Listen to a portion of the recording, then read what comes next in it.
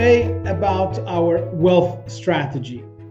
So we're going to be talking about cash flow. Cash flow, and when we talk about cash is king. So we need, what is cash flow? Cash flow is the flow of cash coming your way, our way, my way, and it is important to control it, okay? But it's really important to understand how it comes to us. So before we get into that, let me just share with you some insights taken from Robert Kiyosaki and Rich Dad Poor Dad. For those of you who are not familiar with it, well, just go and check it out. Robert Kiyosaki, Rich Dad Poor Dad. I mean, it's really insightful, very, very good information that he gives out. And essentially, he has created a quadrant where you have 4 types of people. And it's 4 types of different mindsets in reality. So when you look at that, this is the quadrant, where you have your employees, so people that change their time for money. They go and work for somebody, they're employee. Then you have the S, which stands for self-employed or specialist or small business owner, okay? Where it's people that usually, it's not that they own a job. It's usually that a job owns them, okay? So it's more in that sense.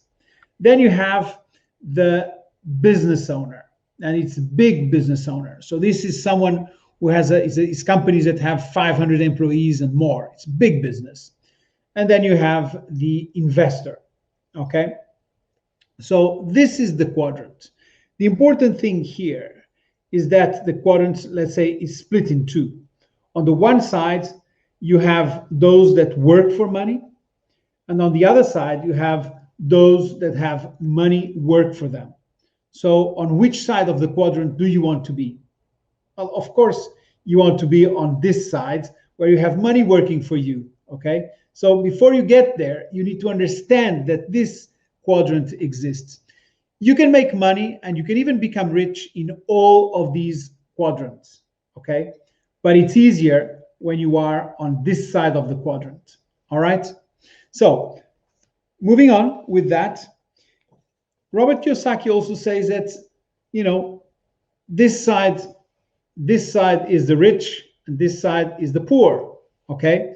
Because, of course, most people in those quadrants fit into these categories. Of course, there are people that are employees and are rich. Of course, there are people that are small business owners and self-employed that are rich as well. It's not so frequent to have the owners of big businesses and investors who are poor. One of the reasons being the fact that they also have the best tax situations for them. They are the ones, these here are the ones that pay the least taxes. These pay a lot more taxes, okay? So it's important, okay? And when you look at this from this perspective, you say this side of the quadrant, the rich, let's call him this way, they control the flow of cash. They control their cash flow, okay? And that is very important in the process, all right? So moving on, why control cash flow? So I just mentioned, they control the cash flow. Why is it important to control the cash flow? Well, it's important because you will keep a control of what is coming in and what is going out. And that will lead to a better quality of life. Okay, it's very, very simple. Okay, of course, we can elaborate on this and go into much more sophisticated reasons, but these are the main ones. You keep track of the money coming in, the money going out, and that will lead to a better quality of life. Okay, now how to control your cash flow? Because this is the key. We're talking about cash flow, controlling cash flow. How do we do that? Well, there are many ways to do it. but essentially you can put in place a simple system, and usually simple is the best. So you put this, in place a system where you're going to have what we call funds, different types of funds. You have essentially 6 funds. You can then, once you get used to it, you can, get more sophisticated system. But you can start with 6 funds. So the first fund, you're going to have your necessities. Okay, so you have your necessities here, and 55% of your income should go there. And what is the necessities? Well, it's your living expenses. It's your mortgage, or it's your rent, it's your food, your transportation, your clothing, all your utility bills and all these things. Your general life expenses. Okay, that goes in your necessities fund. So when the money is coming in, immediately put 55% away into that fund, and you're going to use it for those expenses. Then you have your long-term savings. So there you need to put 10%, and as the name says, it's long-term savings.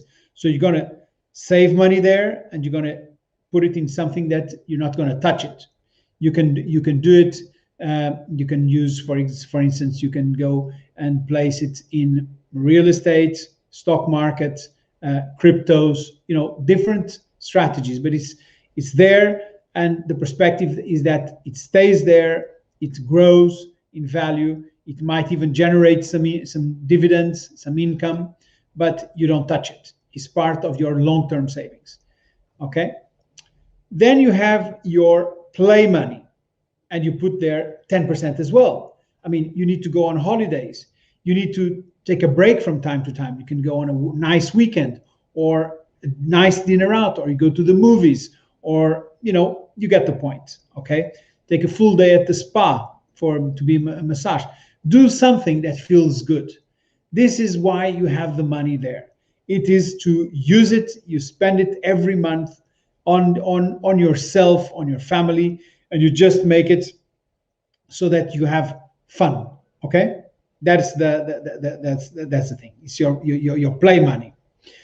Then you have the education, 10% as well.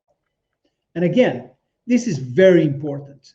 You spend that money on your education. You go and attend webinars, seminars, whatever you want to do it online. I mean, physical for the moment is not possible, but as soon as it's possible, go to physical events.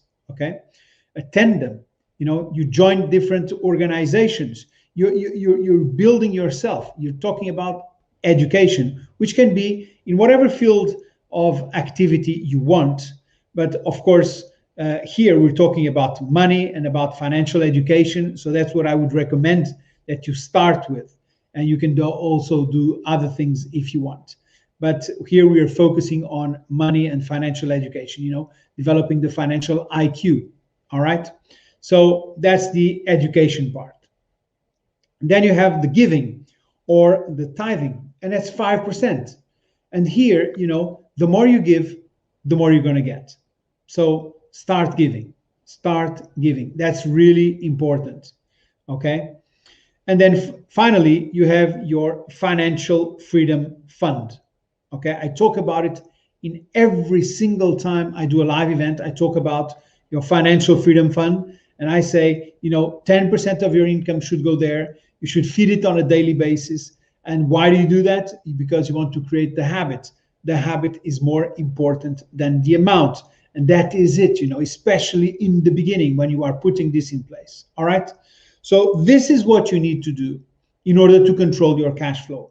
And once you have this in place, then it's very easy, because you know where the expense is going to go, where the money is coming in. It goes in one of these funds, and it goes out from that, and it's immediately allocated to one of these items. Okay, that's the important thing. All right, so that's the point. We have of course, the Access Club, which helps you with all this, with your financial education. So you can use your education money to join the Access Club, for instance. And then here you will learn strategies where you can apply or which you can apply to your financial freedom fund. All right? Good. That's what I wanted to share with you.